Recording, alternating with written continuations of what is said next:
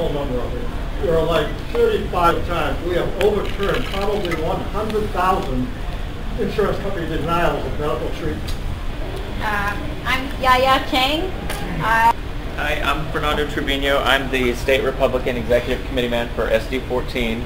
I don't have a whole lot of updates from the state party right now, but of course our next meeting is going to be December 1st and 2nd. Yeah. Oh, okay. My name is Lily. Jim Bradberry. Hi, my name is Nathan Matthews Lee. I'm Mike Lee. Hello everyone, Stephen Wong. I'm on staff for the Republican Party of Texas. My name's Tom Camardo, retired engineer. I'm also precinct chair. And I'm Anthony Nguyen. I'm the vice president currently. I'm also precinct chair. I'm Jayant Sheth, currently president, and I'm retired structural engineer. We started this organization 2 years ago. First year it was going real slow, and then we got Anthony on the board, and then it started growing a little bit. We got a better place also. And hi, my name is Lauren. I am helping out Justice Samuel Simberlin. She's running for Third Court of Appeals, place 2. She's running for re-election. She was appointed to the court in 2015. She's from Round Rock. She did her undergraduate degree at Southwestern. She went to UT Law. She has extensive experience in business trial and appellate cases. And she did open up her own law firm, I guess back in 2009. Sorry, I'm using these talking points. So yeah, if y'all have any questions, I guess just let me know. I'll be happy to try to answer whatever questions you have. I'm collecting signatures for her at the moment because I guess all of y'all know that that signatures are due on Monday. As far as endorsements go for her, she's been supported by Congressman John Carter, State Representative Larry Gonzalez. She has law enforcement endorsements, CLEAT, y'all are familiar with that organization, and also the Southwestern Cattle Raisers Association. thank you. Thank y'all. Thank you, Mr. Seth. I think I had a chance to meet most of you. I'm Jennifer Friel. That's free with an L. And I'm running for place 6 on the Third Court of Appeals. It's an open race, so there are no incumbents. You all know some of the judges who like Justice Borland, who have been on the court, but this is an open race, so I'm really trying to get out there and meet folks. My background is actually as a federal prosecutor. I spent 9 years at the U.S. Attorney's Office here in town. I prosecuted Ponzi schemers and sex traffickers and the worst of the worst, and helped to make our community safer. And I love being a public servant, and I love appellate law. I'm actually board certified in criminal appellate law. And when I saw that this was an open seat, I felt like after a lot of prayer, it was my time to take a shot. So I hope I can have your vote. I have a lot of your signatures. It's going to be a packed field. There could be a runoff, but I'm up for the fight. It won't be my first fight. So thank you for having me. Yes, sir, Mr. Seth. What's an appellate law? Appellate law? Appeals. So litigants can go to trial. Yeah. They can have a jury decide their case, or sometimes it's decided on motions. And if you lose, which I'm sure you wouldn't, but if someone loses, then they would take it up to the third court. The same laws.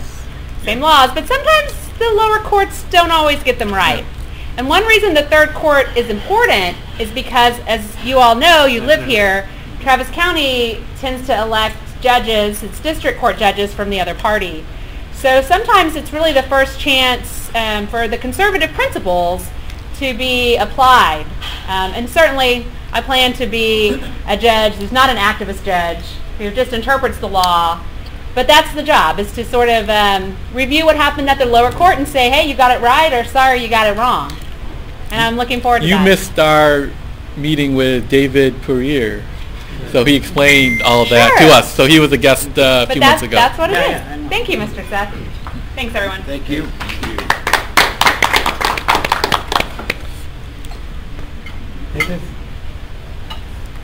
We are going to have 2-minute business meeting. I conduct very short business meeting. we have, and he can tell you later, but we'll do the election first. And for the elections, we talked to several people, and Anthony has volunteered to be the president for the next year. Linda Liu has volunteered to be the vice president. She couldn't come here today. I'll continue to be the treasurer. Mike Lee has volunteered to continue as a director. And we have a new candidate for the board of directors. His better half is Asian, so Oh, Tim Bradberry? Or his wife? his better half is Asian, so he says it's acceptable for him to be on the board. Tim Bradberry. And we can take more directors. We can take up to 7. But that's how many people we have talked to and have said. Does anybody else want to be on the board of directors or be a secretary? Anybody? Okay, then these 5 positions are nominated. If anybody has any objection? No. Everybody in favor of it? Say aye. Aye. All are elected. We have about $1,500 in the bank, right? Any opposed? I said no. We have about $1,500 in the bank. I got an exact Martha amount. Wang donated $1,000 last year. She gives $1,000 to every chapter when they start to get them moving. And we spent $150 to give to some Pflugerville candidates last year, or actually last month. That's our report. And Anthony, do you want to add anything? Sure, I can summarize what we did. I think we had a good year. Let's see what we did. He's going to tell us. Yeah, so we've been meeting every other month. It was a non-election year, non-primary year, so we decided we'll just meet every other month. We had really great guests. We had Angie Button as our first guest, the only Asian Republican state rep. There's a couple Democrats in Houston, but she kicked off the year. Then we had the AG, Attorney General Ken Paxton, at our second meeting. That was a really good meeting. We increased our membership this year to 20 paid members. So membership is $25. If you're not a member, I can take Square and make you a member. It's $25. And we do hope to promote Republicans in Travis County. Like Jayant said, we contributed to the Pflugerville Council race. There's Victor Johnson, who's come to our meeting a number of times, so we gave him $100. So there was nothing in Austin, but we also had Ellen Troxclair come at our last meeting, so I think she'll be running next year, and I'm sure as a lone conservative, we'll be supporting her. And we had David Puryear, the sitting appellate court judge, come to one of our meetings. And then our final meeting of this year, we'll be having another state rep, Tony Dale here. So all in all, it was a good year. Yes, we actually have $1,386 in the bank. So Martha Wong gave us $1,000, and then everything else was our due. So I hope to serve you guys next year. And next year's the primary year, so maybe we'll have a few more meetings every month. I'd like to bring in more candidate forums, people who are running for primaries, so people get to know who's running and get them to talk. So thank you. Okay. Thank you. So that concludes our business meeting. See, the big short, to the point.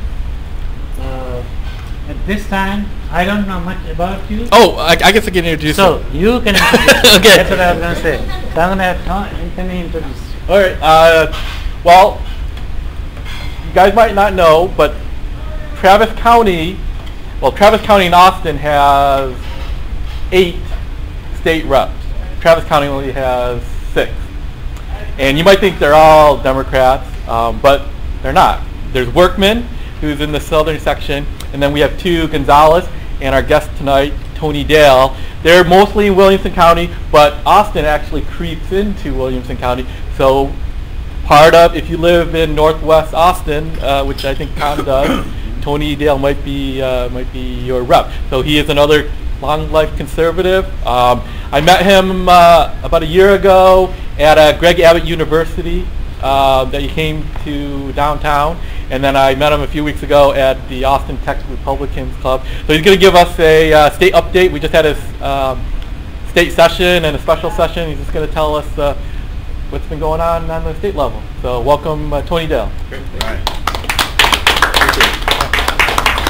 Okay, well, thanks for having me here tonight. And you know, so Tim was talking about how we met. I think I was a precinct chair back then because, as Anthony said, it's true. I am a lifelong conservative Republican. So back in the 80s, late 80s, Reagan administration, when I was in high school, I got involved in.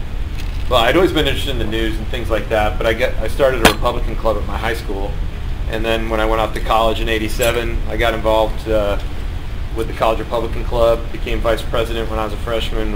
I was at the Ohio State University in Columbus, Ohio, and then I was president my second year, and then in my third year I was state co-chair of the College Republican Federation. And I worked for 4 years at the Ohio Republican Party as an intern, and that's how I got my, and I guess I'd call it my beer money during college. You know, so I paid some rent with it too, but I was a typical college kid. So working at the state party was really interesting, as you know, from working at a state party.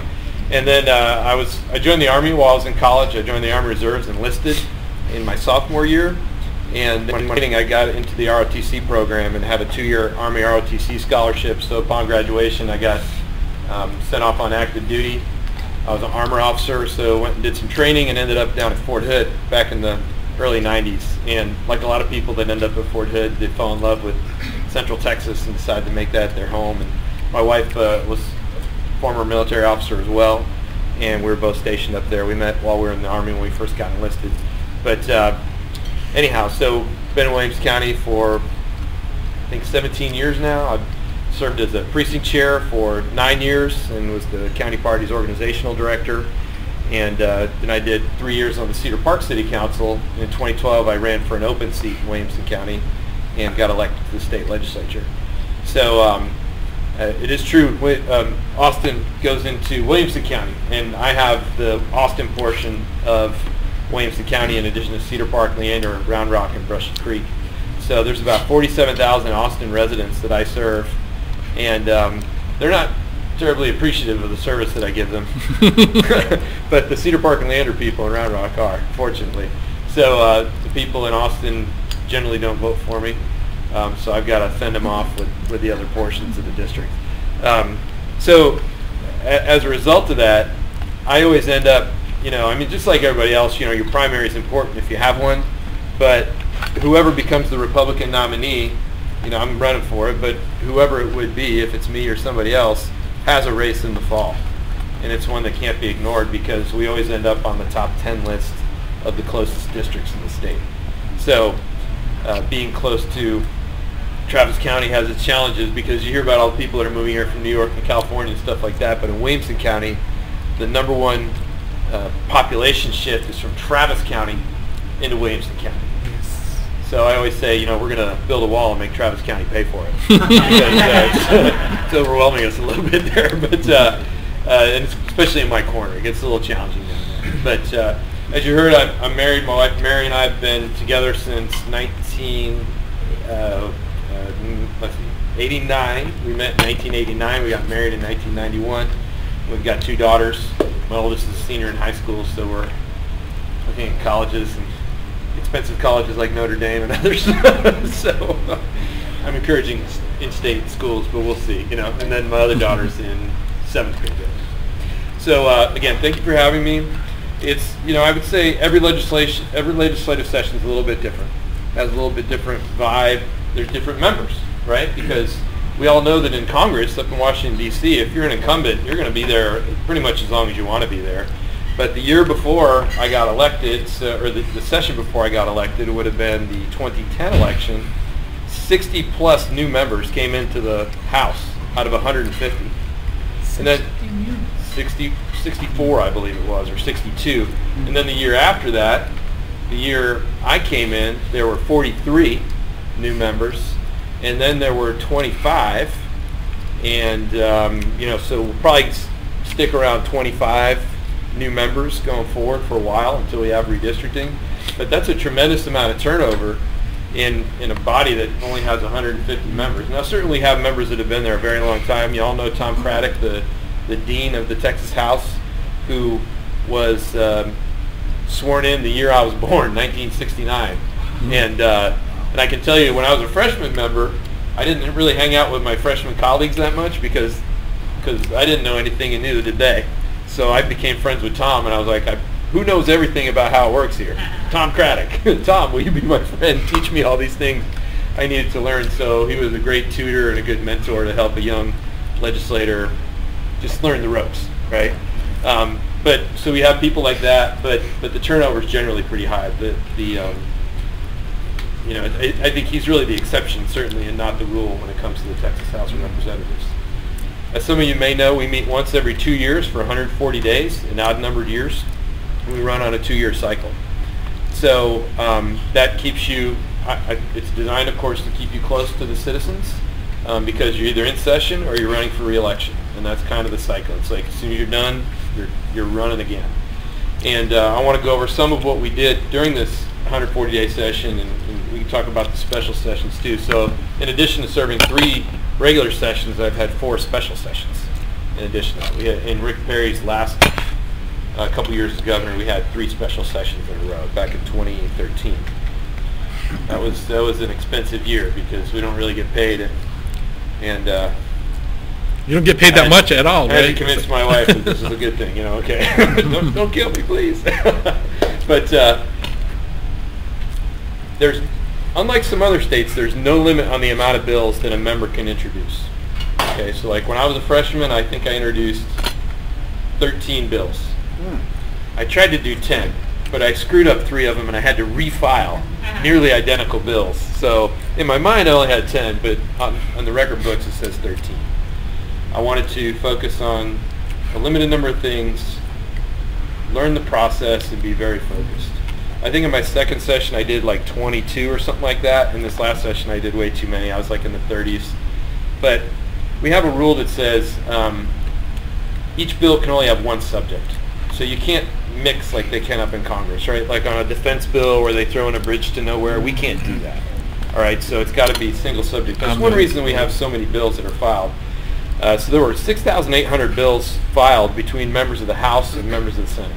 Again, we can do an unlimited number, and some members go crazy and file a lot of bills. Okay, that's not really my style. But of all those bills that were filed, this session, only about 22% made it to the governor's desk for the governor's signature. So just over 1,000. I think it was like 1,100 bills, something in that range. The vast majority of those bills are what we call local bills. So they only impact a very small geography of the state. I'll give you an example. In my first session, we had a conflict between who was going to provide fire service to certain neighborhoods up in Cedar Park. So the Valente Volunteer Fire Department had responsibility on paper, but they were getting it from the Cedar Park Fire Department, which is a professional fire department, and the Valente people took it back, and the neighbors were mad, and that actually required a change of law to allow city councils and other people to make decisions. Okay, it sounds weird, but the point is that I actually had to file 3 bills for that because there were 3 different neighborhoods. Okay, each had like their own little government, like a water control district and things like that. So 3 bills to try and allow people to have a different fire service. It had nothing to do with anybody else in the state of Texas. So it's local bills, and we got those filed and we passed them, and it's like 149 to 0 goes through, right? It goes through the Senate like that. And that's what actually most of those bills are, because the Constitution, or the state law and Constitution, governs that a lot of these kind of things have to get permission from the legislature. Okay? As I was saying earlier, the things you read about in the paper are usually the big things that we fight over, but the vast majority of bills that get passed are done with pretty broad bipartisan majorities for the most part. But they're not really, do you care who provides fire service to Twin Creeks and Deer Creek? You don't, because you don't live there, okay? But it's important to the people in the area. Do you care if your Second Amendment rights are preserved? Well, surely you do, right? So those are the kind of things that you hear about. The governor this session vetoed, I think, 42 bills, somewhere in that range. So not a lot, but a pretty decent number. We're only required to do one thing, and that's pass the budget. So under the Constitution, if we did that one thing and called it quits, we're within bounds. We could do that, but of course that never happens, right? Everyone's going to file all those other bills. So I think it's pretty challenging to do a 2-year budget in a state like Texas because it's such a large state. We've got 26.5 million people, and we still have about 1,100 people a day moving into Texas. So to forecast that far out is quite a challenge. But the budget over 2 years is $219 billion. All right, so divide that in half. That's your annual budget. Just to kind of give you a comparison, the city of Cedar Park, where I live, it's about $124 million a year. We got about 82,000 people. Okay. The city of Austin, I believe, I don't know about this year, but the year before it was a $3 billion budget. Anybody know a different number, somewhere in that range? So $3 billion for the city of Austin. State of Texas, $219 billion over 2 years. Federal budget, like if they were to pass one, I think is in the range of like 13 trillion, which means the federal government takes in and spends more in 1 month than the state of Texas does in 2 years, which is pretty tremendous, really, when you think about it. But we don't have the same kind of responsibility, right? We don't have we don't have defense, and that's a big chunk of the budget. We do have the Medicare and Medicaid portion, though, and that's what really is very challenging for us here in the state. And I'll talk about that in a second, as how the budget breaks out.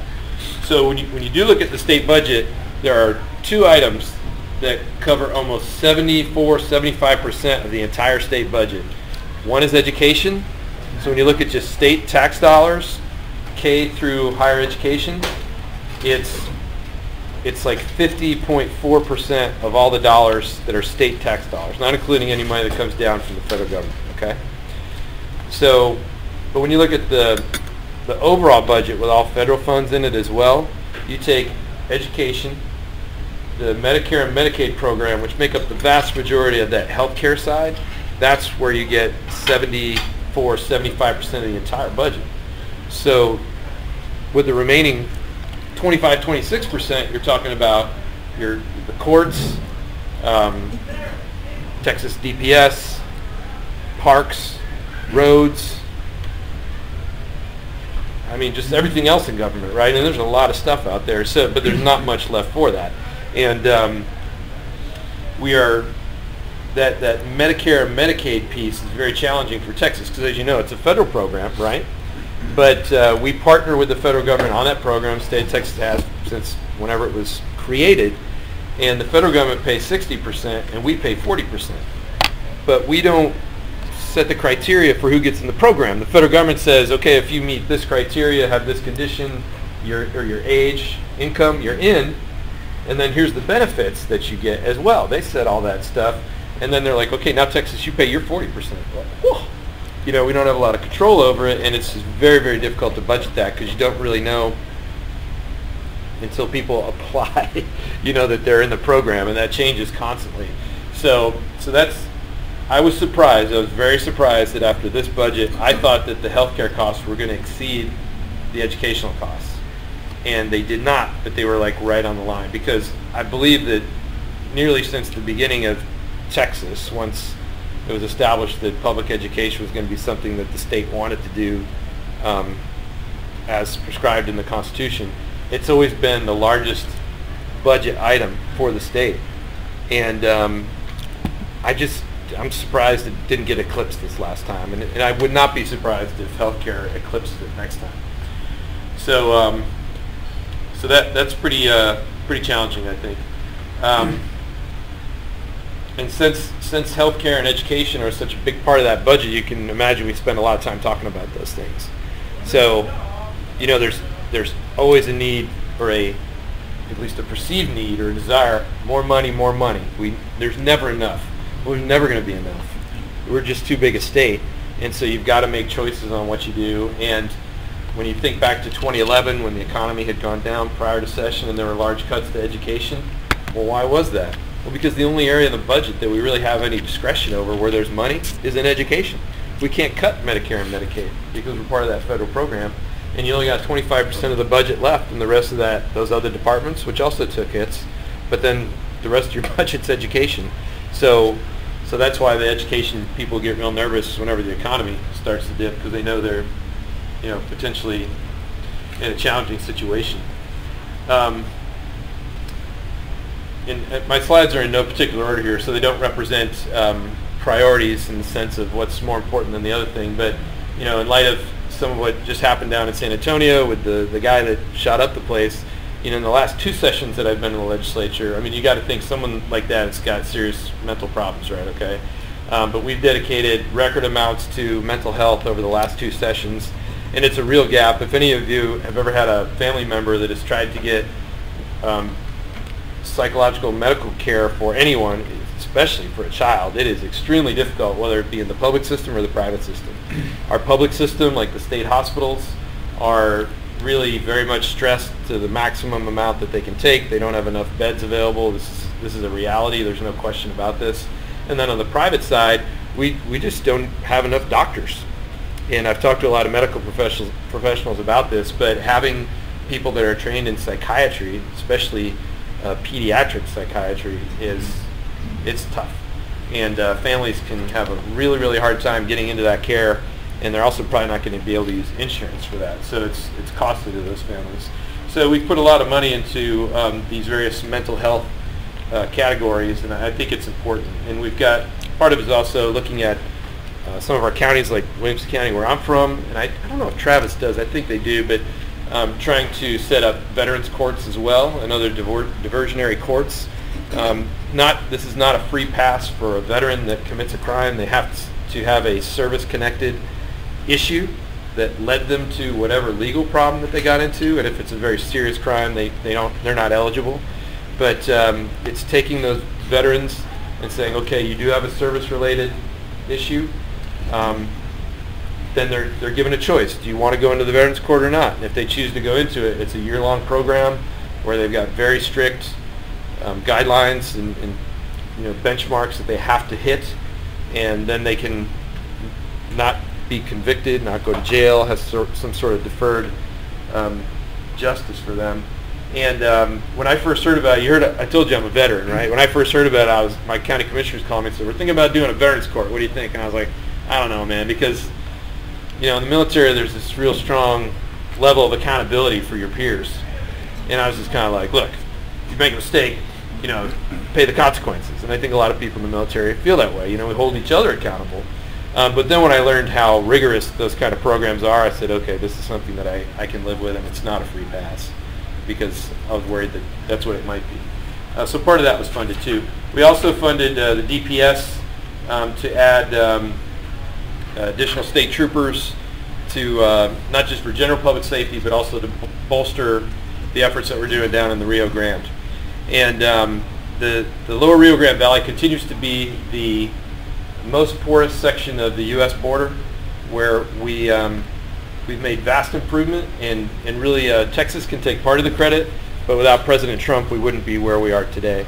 Back in June of 2014, when you remember what was almost I would say certainly a crisis situation with families crossing the border, and that's really diversionary from the drugs and the other people that were coming across as well. We were catching in Texas in June of 2014 14,000 people per week illegally crossing the border. I'm going to say that again. 14,000 per week from countries all over the world.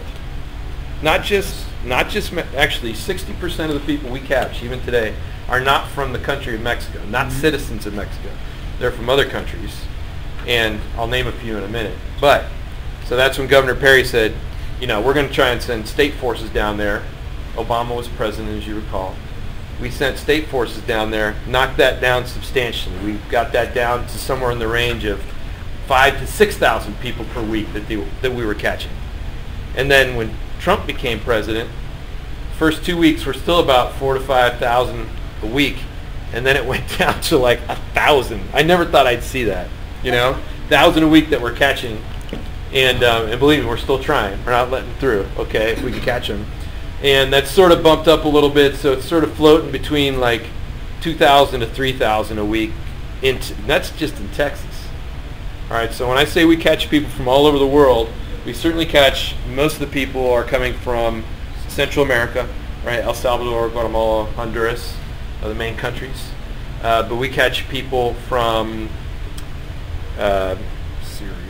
Well, we've caught some Syrians, Jordanians, Egyptians, South Africa, Congo, Jordan, Afghanistan, Pakistan, Uzbekistan, Tajikistan, all the stands, Russia, the UK, Sweden, Germany, Canada. Across the Mexico? Yeah. We catch Canadians illegally not at the port of entry, but crossing the river. And you know, any Canadian you catch going across the river is a bad Canadian, because you don't have to do that. Okay, so it's unbelievable. We even caught. I used to say in my speeches, we catch people from all the 6 inhabited continents. Okay, and then we caught a guy from a place called French Southern and Antarctic Islands, and I said, that's not a country. So we looked it up, and it is, and it's like 12,500 miles from Austin. Okay, it's a little island south of Madagascar that the French own. And in the summer there's 1,200 people that live there, and in the winter there's 600. It's like a shipping port. Okay, so like hardly anybody lives there, but some dude made it to Mexico, and we caught him coming into Texas. It's just unbelievable. We do catch people from Iran and Iraq as well. So I mean, it's not a huge number, but I always remind my colleagues and people I talk to that on September 11th there were 19 people that wreaked havoc in this country. It doesn't take a lot of people to cause a lot of problems, and we just need to know who's coming and going and for what purpose, and we got to have they have to have our permission to do so. So we're making progress. It's challenging, obviously, but I think the state's doing a good job to help the federal government. Now, are we going to continue this mission? I think we're going to have that debate in the next session, because until the president changed and the new president said, we're not going to tolerate this and we're going to start changing our policies, we could only do so much, because the border's so vast that Texas doesn't have the resources to secure it. It's really not our job anyways, right? So this next session is going to be challenging. We'll talk about that in a minute, but I think we have to evaluate it, make sure it's the right thing to do. We made major reforms to our CPS system. Many of you know we were having a lot of children that were being harmed in foster care. Right, so in my little district alone, I say little, it's got 200,000 people, but it's 8 miles east to west and 12 miles north to south.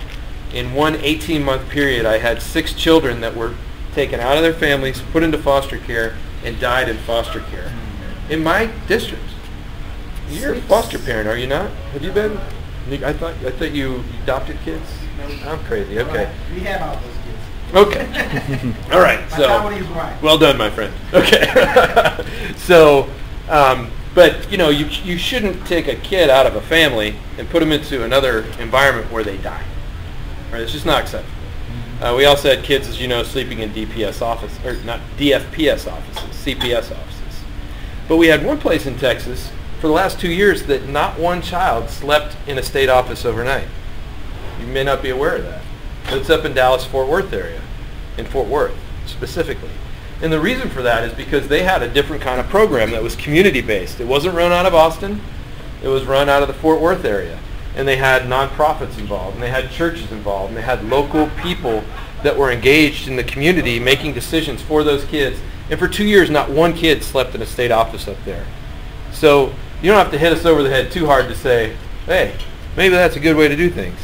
Right? So we passed a law this session to authorize that method of this community-based foster care to be implemented in more places in the state of Texas. And we're in the process of doing that right now. We also made the CPS office its own agency, because, or at least an executive level agency, because the director couldn't make, like if you wanted to fire someone, let's say you had a worker that they needed to terminate, he couldn't do it without permission of the director from Health and Human Services. So it's sort of like a glorified middleman. We said, that's not cool, man. We need to have someone that can move quickly and can hold people accountable. And so we made that governor's appointment, and they now have the freedom they need to make those changes. Doesn't the most of the revenues for that state budget that you mentioned come from sales tax? A large portion of the budget comes from sales tax. We also get, I don't have that breakdown with me. I can get it to you though. We get revenue from sales tax. We get revenue from severance tax, and then some agencies collect fees for their own agency. A railroad commission is a good example. So if most of There's your some budget licensing. is going to education, why am I paying as much in Round Rock ISD taxes as I am in city taxes when none of it is going to that budget? You're paying the same in city taxes as you do for your school tax? I pay more in in school taxes than I do for Yeah, the yeah. state School tax. or Okay. the county or the Yeah. ACC or the health district. Yes. My highest bill is Round Rock ISD, Yep. and none of those, not a penny of it, is going into that major expense item that you explained. Well, so in Round Rock ISD, I believe Round Rock ISD sends money out of their district. Not much, but they send some out. Because Okay, of not some compared Robin to Hood others. craziness. Yes, But that's because okay. of Robin Hood. Yeah. And so technically that money, some of that money does go to the state because it gets redistributed by the state. Right? So you count that. You're not counting that in the sales tax. I don't think so. Yeah. Yeah. But the problem is that the school finance piece is so complicated that there are, and I'm not going to say I understand it, there are very few people, if anybody, at the legislature that understands it. When I got elected in 2012, 2013 I get sworn in, I call in Michael Williams, that many of you probably know, he was Commissioner of Education, and I said, can someone give me a diagram, a flow chart that shows me how school finance works because it's too complicated? And he says, oh yeah, we got that, okay. And I like Michael, we're friends. I never got the flow chart, you know, and then Mike Morath comes in. I said, give me the flow chart. Oh yeah. Well, look, no one can do it. It's too complicated, all right? So we got sued over it, as you know. I was actually one of the folks, not loudly, but in the House, I'm saying, why are we waiting for the Supreme Court to tell us what to do? We're Republicans. We don't like it when courts tell us what to do. Let's just try and fix it. But no one really had the will to do so. We tried to take a crack at it this session to try and reduce what I would say is some of the local tax burden, but it included voting for more money, right? I actually voted for that, but a lot of my colleagues didn't. It passed the House, but it didn't pass the Senate. I'm not blaming the Senate because I think, you know, there's people that had legitimate concerns over how much money goes into the system and accountability related to that money. They're all legitimate arguments.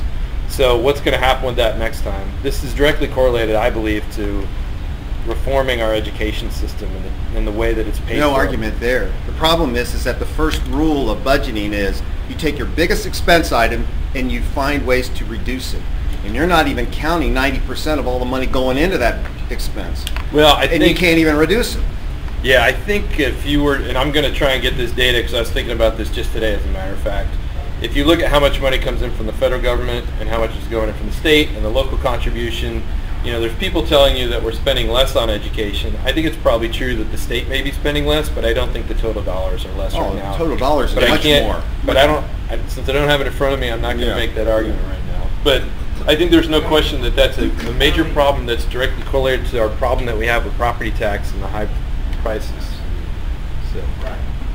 If the state pays less, their part, and our property tax will go up. The ISDs need to pay less, and the state needs to pay less. The whole bill has to be cut. Yeah, so one of the things we tried to do, and if anyone told you it was a tax cut, that would not be true, but we tried to put some caps, I don't know, cap may not be the right term, but some controls in place, because right now, you know, if your appraisal cannot go up more than 10% per year on your homestead, okay? So we had a bill before us that said if it, I think the original bill said in the House, if it raises more than 6%, if a city council or a school board, any taxing entity tried to raise your taxes more than 6%, then it would automatically go to the voters for their approval on whether or not they like that. I voted for the 4%. Okay, that was one of the amendments. That did not. Let me think about it. That didn't pass the House. Okay, it passed the Senate. So then we had this standoff, which I personally think was stupid because I like getting stuff done. And I'm not trying to cast aspersion on the Senate, don't get me wrong, because I voted for 4. But I'm okay with 4. But when one says 4 and the other says 6, I'm standing there going, can we do 5? You know, because I'm one of those kind of guys, right? Can we work? Yeah, you know, but 6 is better than 6 is better than 10. It's still 5 is better than 6. You know, so, but the point is that this turned into. I don't understand it. I'm not quite.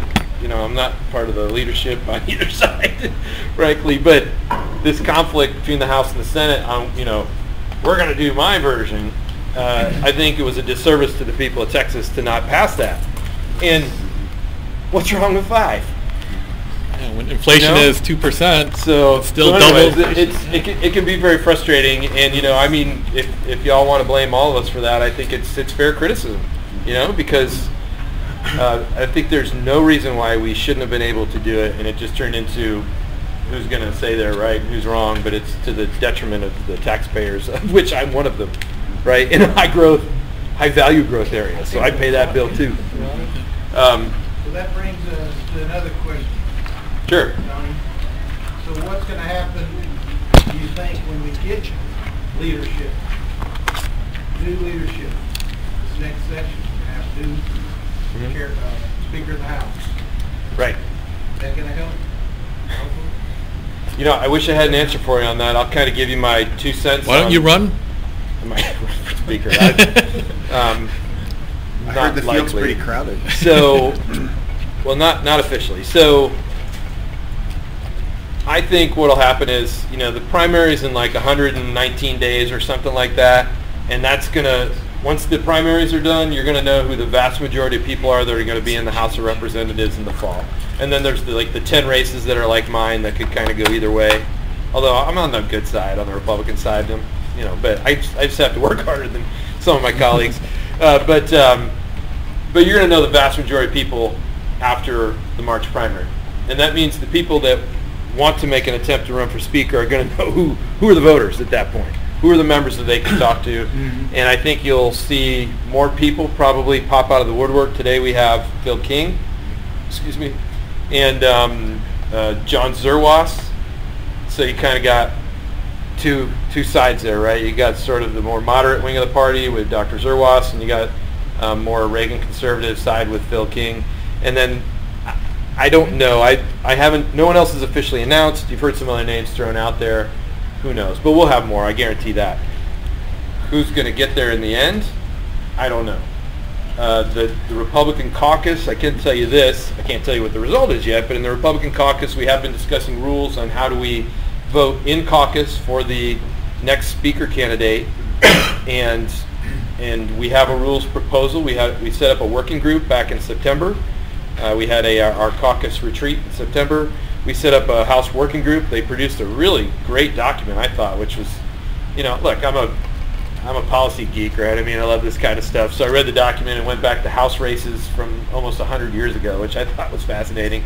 It might bore you, but I thought it was cool. And they talked about how the Speaker's been elected all these years and when it changed and why it changed, if they could figure it out. So it was a pretty neat document. And then it had a recommendation for how we select a Speaker inside the caucus. We were just notified last week that we're going to meet on December 1st or 2nd, something like that, at the Capitol. Yeah, at the Capitol. And then we're going to have a debate on this and vote. I believe we're going to vote. And then see what happens. I have no idea. I've not been whipping votes or anything like that to see where people are. I really haven't. I got out of session. I started working again. I got to make some money or my wife's going to kill me. So I've talked to my colleagues, of course, from time to time, but I'm not like super deep involved in that whole thing. Do you get to meet with other representatives in between sessions at all, or is it makes only every 2 years you kind of get to know them and that's it? So yeah, no, we do meet because obviously a lot of us, some of us are, you know, real friends, and we see each other at social things, we see each other at campaign events, but also we meet as committees as well. So even though we're out of session and we're not, we can't file legislation and we're not passing bills, our standing committees are given a list of things to work on. We as members send up a whole bunch of whatever, all the ideas we think we need to study to the Speaker, and the Speaker and his staff go through all of them and sort of divide them up into different piles, and then they issue what are called interim charges. And these interim charges are by committee. So the Transportation Committee will look at the following. Health and Human Services will look at this. Energy will look at that. And then those committees, like I serve on, We'll meet and we'll discuss those issues, have invited testimony, just like a real committee hearing, except we're not passing bills. We're not voting on anything. We're just studying laws that perhaps we passed and we want to see if they're doing what we expected them to do, or things that didn't pass that we want to try and pass. What do we need to do to, change it so we get the support of our colleagues so we can pass it? It's the bottom line. And so my environmental regulation committee that I serve on is going to meet in December sometime, so we'll be notified on that. And then committees, it's a little slow during the primary season because everyone's campaigning, and then after that we'll have quite a few meetings. And they sometimes happen in other parts of the state as well. Usually at the Capitol, but sometimes other places. So I'm not trying to avoid the question on the speaker thing. I just don't know. We don't know. We don't know who all the candidates are. We don't know what kind of support they're going to get. I talked to one today, and I said, it was Phil King, and I said, did you get 76 yet? And he goes, I got 75. Are you going to be 76? I mean, that's kind of the joke, right? You need 76 votes to win. And I said, if you say that to everybody, you'll probably be okay. But, so he's going around talking to people, and that's what other people are going to do as well at some point. So we'll just have to see. I don't know. I'm hopeful. I'm one that supports selecting the voting in caucus. We've got a large Republican majority. I suspect we're still going to have one. I think it's got to come out of our body with the majority support of the Republican membership. 10 years from now, you might regret that. Well, remember, these are our caucus rules. So just as we have... 10 years from now, if there's Democratic majority, you won't any say so. Perhaps, but you also have to trust the opposition as well. Why did you do that 10 years ago? Why did you do that 10 years ago? Because you're very short-sighted. Keep this in mind too. I hear what you're saying, and I think that's an important consideration. The day after Speaker Strauss said he was not going to run for re-election, the head of the Democrat caucus said the Democrats are going to, did I say Democrats? The Democrat caucus said the Democrats are going to stick together and vote as a bloc. And some of us said, good, so are we. Yeah. So our friends on the other side, But remember, we can change our rules as well. So I don't know if that rule change is going to pass, but we'll have to see. We'll know in December. Or we may delay the vote as well. We'll just have to see.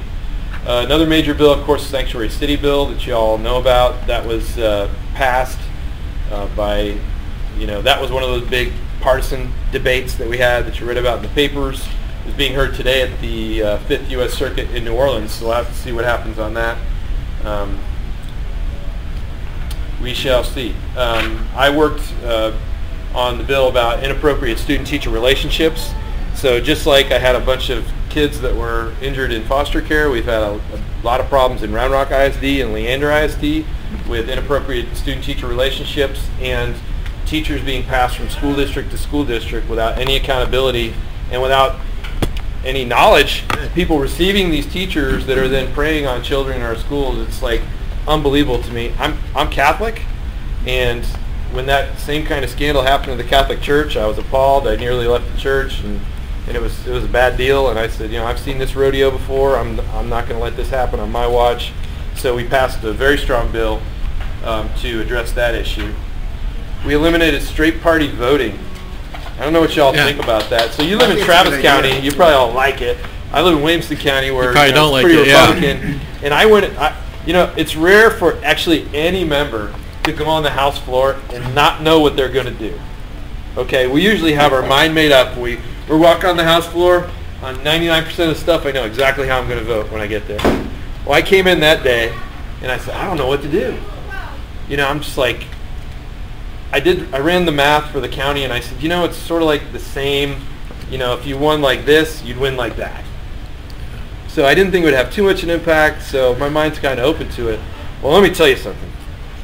The Democrats hate that bill. Yeah, I saw the debate, and they all hated it. Well, let me tell you, they hate that bill. And I'm sitting in my chair, and I'm saying, they don't like this thing. This is a good bill. They want the uninformed voters. So it changed. That's what put me on. I said, they're defending this hard. There's something I don't know. And I was like, I'm voting They want the uninformed voters. They don't want people to think. Straight party. Well, it turns out, I found out why. So do you know why they vote straight party? Because they don't have any more information.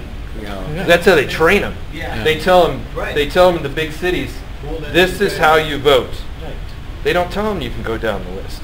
They say when you go in, you got to hit the Democrat thing. That's how you vote. That's how they train them. Yes. Which blows me away because we don't do that. I've done the training. I've been to the training, that you've all been to. But we don't tell people that. Well, if we get rid of Donna Dukes, then it'll be worth it. Because that's silly that she lost. Yeah. But she won 80%. Absolutely. Yeah. As a judge, they come and say, tell me where do I do the democrat? I want to vote Democrat. That's all I want to vote. Okay. We passed a partial birth abortion ban, and we did some. Let me see. I don't want to waste too much time here. You guys know some of the big stuff. We did some ethics reform legislation about when you get out of office, what you can and can't do with your campaign accounts, and also disclosure of any, like, if a state lawmaker's working with a city or a county or the state in a contracting way, that has to be disclosed, which was not required before, which is good. And we passed the American Laws for American Courts bill, and also we had a really good one that says for every rule that an agency adopts, they have to repeal a rule. So that's a really good bill. And that was a freshman Republican member who had that one. And we passed a bill that said if your company or organization is boycotting Israel, you can't do business with the state of Texas, because that's a big movement that's happening right now across. So why weren't there any bills about school choice that got passed out of the House? Okay, so here's the thing on school choice. I've been in the legislature for 3 sessions, and we've had 2 votes on the House floor in those times. So they're not even coming to the floor. Right. So we had a vote in 2013. And it was a budget amendment. Why only 2 or 3? I'll explain. Okay. And then we had another budget amendment vote this time. Back in 2013, 42 of us, I was one of them, voted the pro-school choice way. Okay? This year, 43 of us voted the pro-school choice way. So we gained 1 in that time. This is actually not a It's not a Democrat versus Republican issue. Well, why is it part of the Republican platform then? Well, hey, I'm with you, man. So wait, it's a Republican issue. Let me explain. I am with you. I'm telling you, it's not Democrats versus Republicans. There's a lot of in the Democrats House of Representatives. believe in it too. I don't buy that. But go ahead. I'm going to tell you why. Let me go ahead and finish what you have to say. And let him talk. So here's the deal: the Democrats don't like it. We know that. Okay, fine. Write them off. 55 of them. Okay, 76 to pass a bill. All right. The suburban Republicans, like me, generally vote for it. Okay, and then you've got the rural Republicans. It's really an issue of rural versus suburban, and suburban versus urban. Okay, you go out to these rural districts where they have more cows than they have people, and I'm not being disparaging to people or cows. They're just really big rural districts, and the number 1 employer in most of those places is schools. They don't have a lot of choices for private schools, and the argument is, my people don't like it. They think it's going to take away from schools. I don't have private schools. Not even thinking that people will build private schools and all that kind of stuff. And so it's not a big deal for them because their residents out there, they tell me, oppose it. And that's what you see in the votes. I mean, this is a rural Republican versus suburban Republican issue. And the votes just aren't there. And they're not going to be there for a long time at this rate because we gained 1 in 5 years. It sounds like they're not educated to what the issue is. Well, they don't think they have a choice if you're living in farm country. They've got their arguments, but you know what? But their voters don't punish them over it. And so it's not a political problem to them. Well, I think what you really said is that they've managed to split the Republican Party between urban and suburban legislators. Well, who's they? Well, because it's members. You're the one who said that the rurals are not voting for it. Yeah, but it's not anyone that made the split. It's those members that live in the rural areas that are listening to. So isn't it a caucus issue that where you need to get everybody in the same room and educate them on what the virtues of it are and the reason why it's part of the platform? So let me ask you, do you think that we get in a room as a caucus and we tell people how to vote? No. And we don't. No, you don't. You tell them why it's part of the Republican platform and why we want you to vote for it. They're just as smart as I am. They know it's there. They know it's there. They're representing their constituents. Well, there's good arguments for it, even for rural communities. I don't disagree with you. Wait, that's not being discussed in caucus because you said they're not discussing it. We're not telling people how to vote. I didn't ask you to tell them how to vote. Just discuss what the virtues are. Okay. Well, look, if you want to communicate to your member. I'm in an urban area, so I don't. So your member either will or will not listen to you. Right. But if I go to another member, my opinion is actually less valuable than their voters' opinion to them. So they're making the determination that that's the right thing for them. And in fact, I think in my district, when I vote the way I vote, it's probably a little detrimental to me with the people that, why do people move to Cedar Park and Leander and Round Rock? A lot of it has to do with the schools. Yeah. So my vote is sometimes seen as an anti-education vote. I disagree. Is it not possible then that you, in the next session, you come up with a bill that applies it only to the suburban areas, certain school districts of a certain size? The other school districts are exempt. So all good suggestions, all right? But the other thing that you need to look at is the composition of the education committee that the bills go through. And there's only like 1 or 2 people that are pro-school choice on that committee. Dwayne Bohack's one of them. And one way you can get on a committee is by using your seniority appointment. Okay, one is a speaker appointment or your seniority appointment.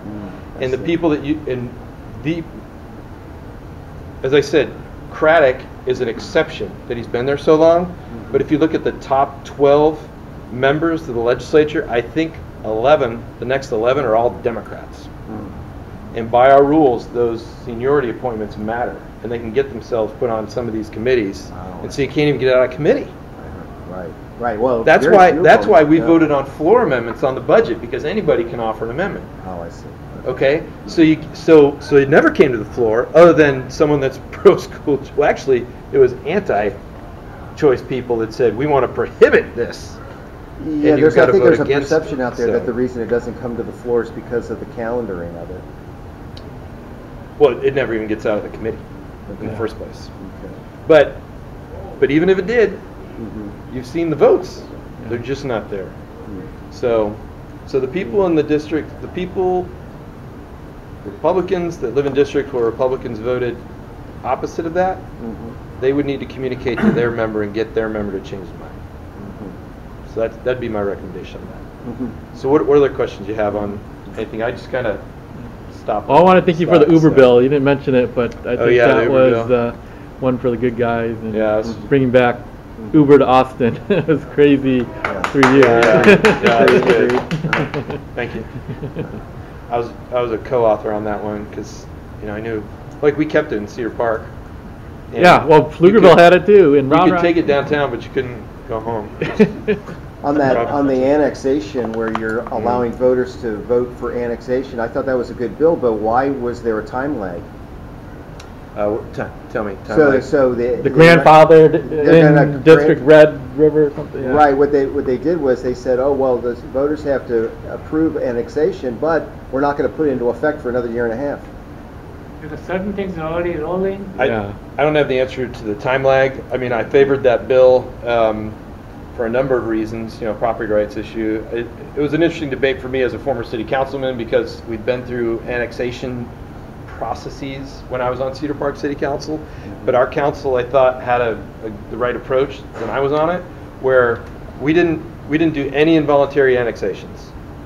We said, if you want to come into the city, you've got to go through the petition process and all that kind of stuff. And we actually had one neighborhood that did it all the way, and we said, no thanks, we don't want you, because it would have raised everybody else's taxes. And they were mad at us, but we're like, well, you can't vote for us, but come back when your debt's lower, But so our philosophy was different. But I represent the city of Leander as well, and right now the city of Leander is doing a lot of involuntary annexation, and it's caused quite a bit of consternation up there. But it really is, and the different jurisdictions have done this, so it really has a lot to do with the philosophy of your city council members.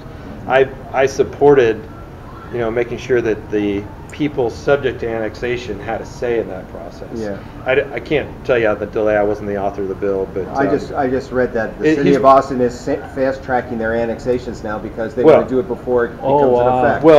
Well, that happened that wasn't the only jurisdiction that did it because they were trying to get it done before the effective date. There's no question about that. And yeah, it's not cool, but no. I was the president of the North Travis County Bud number 5 before we got annexed by Pflugerville. We dropped our taxes down really low. Then when Pflugerville annexes, the taxes went up. Yeah. Yeah. But that was just, we had no chance. I mean, we just, yeah. Well, what other questions do you have? So, I would just say December 7th, we're going to do a ceremony at the Capitol with the Chinese Society of America. This year was their 40th anniversary here in Austin, and I got to go to the Chinese New Year event. It was this year, right? That seems so long ago. February. Wow. So in February, I got to go to the Chinese New Year event at their center, and I read on the program that it was the 40th anniversary of the center, and so during session I passed a resolution honoring the Chinese Society of Austin, and we just got coordinated. So on the 7th, the group's coming down to the Capitol, and we're going to do a presentation of the resolution and take pictures and have a good time. So that'll be fun, and looking forward to that.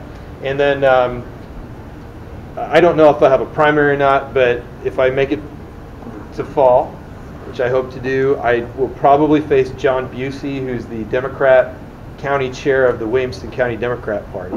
I beat him back in 2014, so I would like to ring his bell again. I'd rather not run against anybody, but if I got to run against someone, I kind of know his deal, and he's a very hard worker. He's a good grassroots organizer. It's no joke.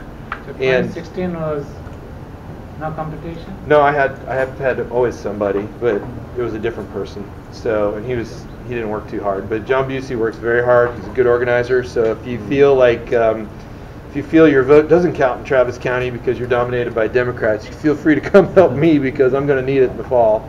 Okay. And I'd certainly appreciate any help you can give, or even if it's social media, telling your friends, whatever, anything you can do to help volunteer, whether it's in person or in that way. Okay. I'm on their radar screen. I'm told I'm actually in the top 3 targets from the Democrats.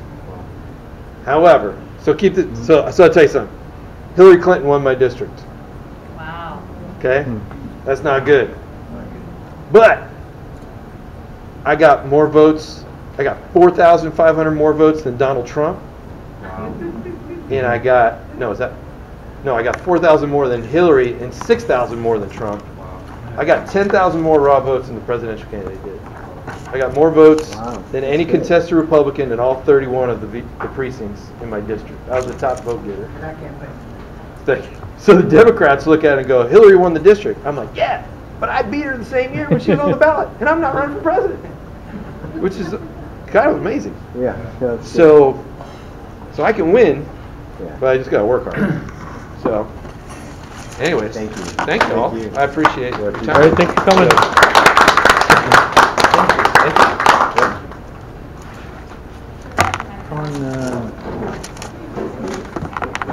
That concludes the meeting?